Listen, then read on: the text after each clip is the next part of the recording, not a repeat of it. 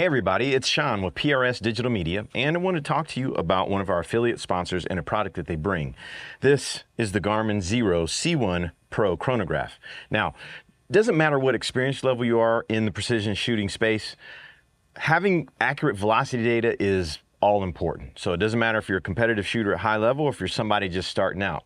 And for those that are less experienced, I understand. You're in for a rifle, optic, bipod, ammo, and you're just trying to get started, and the investment, it does add up. I do think it is important to have a chronograph out of the gate so that you're not wasting time, you're not wasting money by wasting ammo, and you're starting to get an understanding of how all this stuff works together, because if you're going to get better and start shooting at distance, you're going to start using ballistic apps and things of that nature. Having accurate velocity data is important. So let's go over some of the features of the Garmin Xero. What makes it so awesome? The biggest thing is, well, efficiency and ease of use. First of all, it's small. This thing is, they say it fits in your pocket, which is true. It's roughly a couple inches by a couple inches. It's maybe an inch thick at the widest. I haven't done the dimensions. You can look that up online. Let's just say this thing's super tiny, fits in the palm of your hand, goes in your pocket. It's easy to store. It comes with a small tripod, and it's got 1/4 inch threading on the bottom, so you can set it up that way. And then we'll look at some other things too, because you can set it up to be placed on your rifle, and that makes things easier as well. There are 4 buttons on top of the Garmin Xero. You've got your OK, you've got a power/back button, and up and down. That's it. So you can go through the whole thing with these 4 buttons, nice and easy. Once I power this thing up, it literally takes 20 seconds from the time I power it up and I put it on the table that I can collect velocity data. Then from there, if you want to do multiple guns, it's as long as it takes you to put another rifle, a pistol, or whatever in front of it. And while we're on that, it will do rifle, pistol, bow, air rifle, and it's got a selection for other. Once you power it up, it says, hey, do you want to do a new session? You hit the OK button, and then you can hit for rifle. And then it asks you, well, what's your velocity range? 600 to 1,700 feet per second, or 1,700 to 5,000 feet per second? That doesn't just apply on the rifle side, that applies on the pistol side too.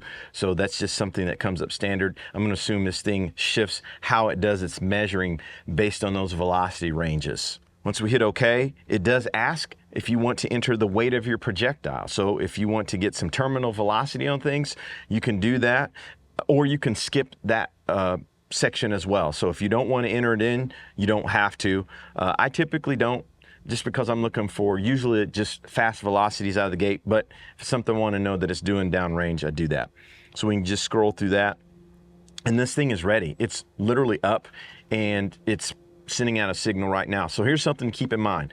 It's sending out a radar signal, so you don't want to stand in front of this.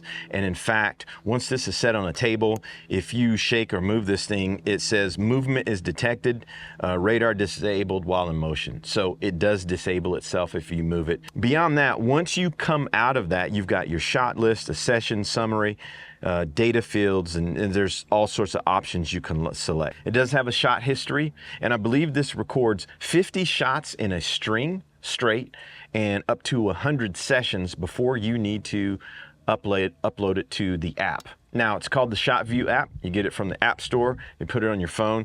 Let me tell you how hard it is to do that. You open the app with the powers on, and it uploads the data from the Garmin to your app, and then you have all that data there. Now, once you're inside the app, you can go in, you can change the name of the session, you can go in and look at your individual shots, you can delete shots if they don't line up with what you need it to, and you can export as a .csv, which I believe is an Excel file. So it's got this power inside of it that once you shoot it, you just put the, you turn on your phone, you open up the app, and boom, it's there. I don't know that it uploads to the phone automatically without technically going into the app unless it's running in the background. I haven't tested that. So let's talk about battery. It does have a rechargeable battery. It comes with a USB-C cord. We all have those sitting around, so charging this thing up is not going to be a problem. Garmin does quote that this will do 2,000 shots or 6 hours. I just think the battery seems to last a long time. Again, it's one of those things, you power it up and you look, you can see your battery indicator. If you need to charge it, you can just plug it in to a simple USB charger that you have sitting around and do that while you're shooting. That's if this thing is dead. I haven't run into that situation yet because It always seems to be ready, and if I ever notice it's low, I throw it on the charger. Not a big deal. Let's talk a little bit about durability. It seems to be a pretty durable product. Obviously, it's polymer. It has some sort of rating. It's like waterproof, that type of thing. What's cool is the aftermarket space really jumped on this, and you've got covers and cases and all sorts of things for the Garmin Xero if you want to protect it. Man, I just run mine bucket naked, and it works just fine. So yeah, I mean, you could protect it, and I'm not here just to beat up things and see if it's going to last or not, but so far so good. Haven't had any real issues. Now, I do store it in a Magpul DACA pouch that goes in some other things, so when I'm going back and forth to the range, I'm not scratching up the screen. I don't know how durable the screen is going to be, and I'm not going to put a knife or a key or something in this to see, but hey, if you've had experience and maybe you've kind of janked up one of these really good, go ahead and let us know. Drop something in the comments. Let's come back to the mounting. Again, it comes with the tripod. It's got the 1/4 inch threading. There are products from Area 419, Really Right Stuff. There's some generic stuff that you can even get off Amazon that allows you to mount this to the Arca rail on your rifle. I'm sure you could probably do a pick rail or something too, depending on how your stuff is set up with the proper adapters. That way this thing is running while you're shooting. So let's talk about the speed of the Garmin Xero. Here's what I've noticed. It takes about a second to read the data, and it might be a little bit shorter than that. And again, I haven't done a test to go to see how fast I can shoot, see how fast it reads, but it's really pretty fast. So you're not waiting on the unit, and I haven't experienced drop shots. I think I don't know, I had one of these pre-production for a while. I don't know that I've had one where it didn't read. And if it did, I can't tell you the circumstance, but it's been right there. Have I tested it against other products? I have. Now remember, all these things read a little bit differently because you got some that attach to the gun, you have some that sit in different places and they read further out. I think about the old school chronos that we used to use. We would put those, and the reading was always 12 to 14 feet in front of it. So you've got muzzle velocity where it's like right out of the muzzle. You've got stuff that's 12 yards in front. You got stuff 25, 50, and 100.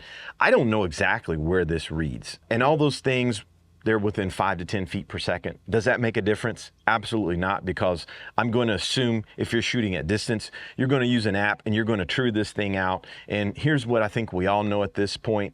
We're getting velocities from these units, and once we true things up, BCs / muzzle velocities are changed inside the app. It is what it is.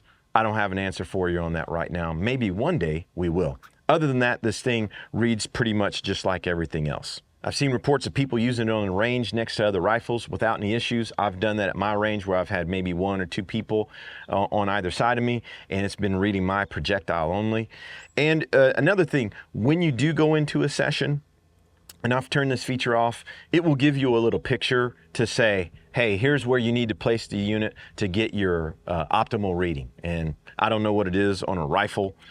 I think it's 5 inches to 15 inches around the unit. I literally, when I'm using it on the tripod, I put this on front of the bench if I'm shooting off the bench or the ground somewhere behind the muzzle, so it's just not getting straight blasted all the time, and it works. So there you have it. This is the Garmin Xero C1 Pro Chronograph, an excellent product from Garmin. It works well. We'll continue to use it, and we'll report back and let you know how it's going. And look, if you guys have different experiences or you have some questions, be sure to notify us, drop those things down in the comments, and we'll see you on the next one.